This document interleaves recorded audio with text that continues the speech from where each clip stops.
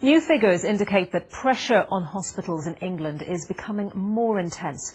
They show that waiting times in A&E units this summer have been worse than every winter for the past 12 years, bar one.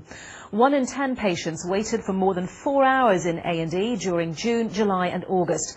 The figures are seen as worrying because the winter months are usually the most difficult for NHS trusts. The data from NHS England also showed hospitals are missing a number of other key targets for cancer, routine operations and ambulance response times. Well, the figures follow a warning from the health watchdog that A&E departments are also suffering the knock-on effect from failings in the social care system. The Care Quality Commission says elderly people were spending longer in hospital because of inadequate care at home, and this is causing overcrowding. Our health correspondent Dominic Hughes reports. There's no doubt the health and social care system in England is creaking at the seams. Today's report by the regulator, the CQC, lays bare just how severe the pressures are. People who should be getting adult social care, they're either not getting a service or they're presenting to the NHS. So we see accident emergency attendances up, emergency referrals being up, and particularly older people delayed in hospital. Today's report looks at the state of care across the health and social care system in England. It highlights a 26% drop in the number of older people getting care from councils over the past 4 years.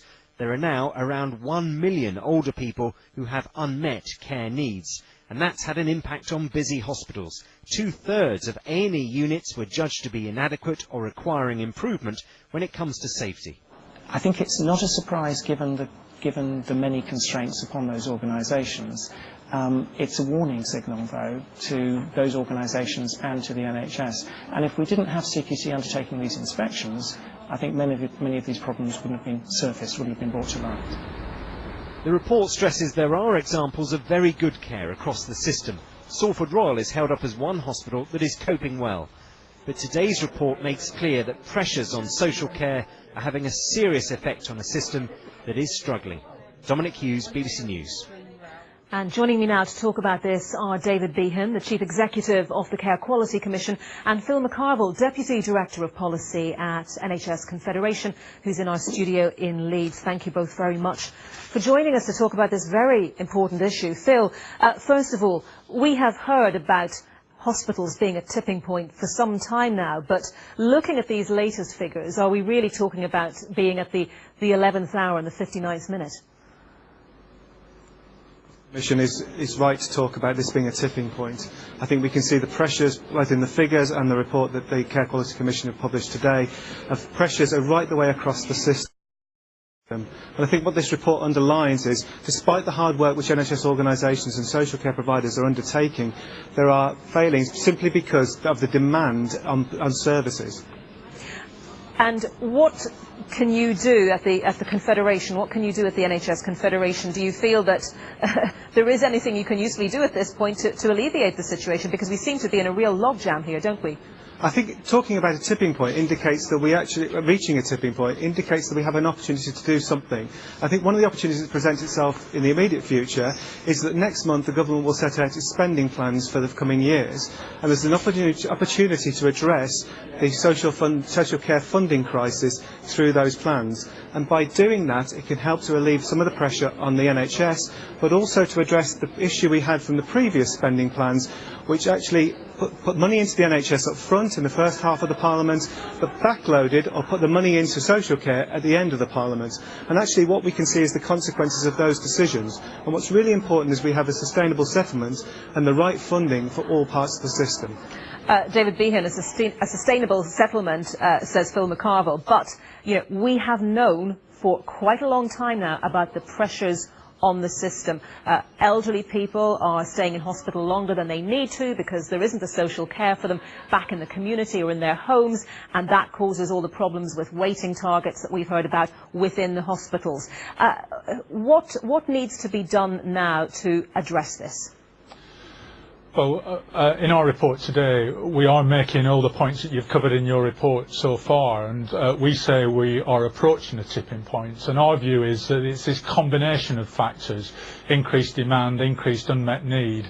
But there are some additional points as well. The number of nursing home places, beds in nursing homes, has stalled over the past 18 months.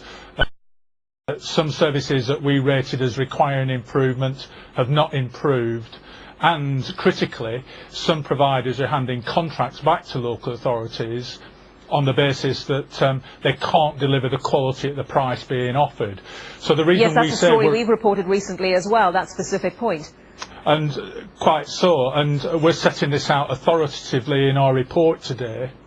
And that's the evidence we're approaching a tipping point. What we see, though, also in our report, is some quite good and outstanding care, where health and care services, acute and community, GPs and care homes are working together, collaborating to improve care. So one example in Sutton in South East London, but also up in South West London, but also up in Wakefield, care homes and general practices working together. It reduces leg ulcers, reduces pressure sores, and reduces admissions into A&E. So a really good example of services collaborating and working together to deliver better care for individuals and better use of public money. And that is fantastic, but I'm sure there are plenty of examples of all where, as well, of the opposite end of the scale. And you talk about those good examples illustrating collaboration between the services. Is that what's not happening in the worst cases, or is it down to a lack of money?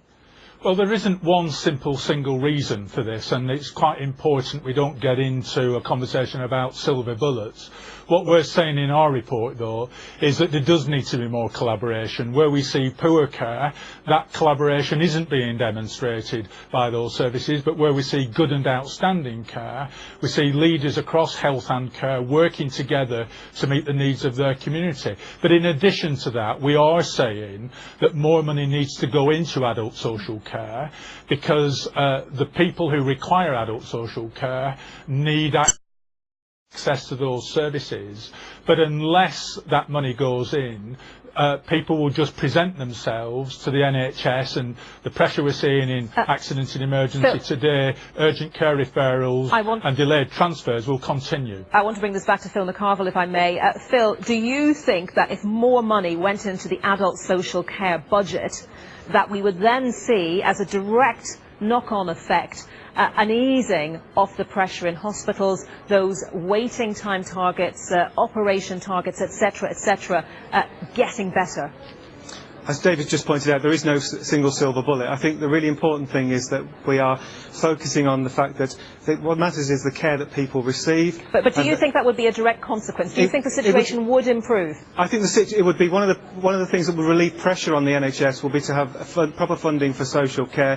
And I think what's really important is that the politicians have often focused on the importance of the NHS when it comes to elections and the need to protect funding for the NHS.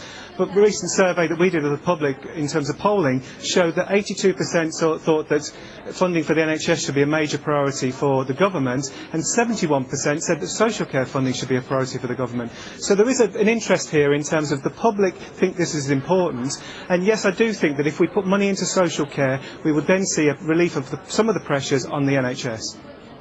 Okay, and very briefly, David Behan, final thought from you. How much, in terms of the social care budget, how much do you think, I don't know if you have a figure for this, it needs to go up by realistically to bring about some improvements?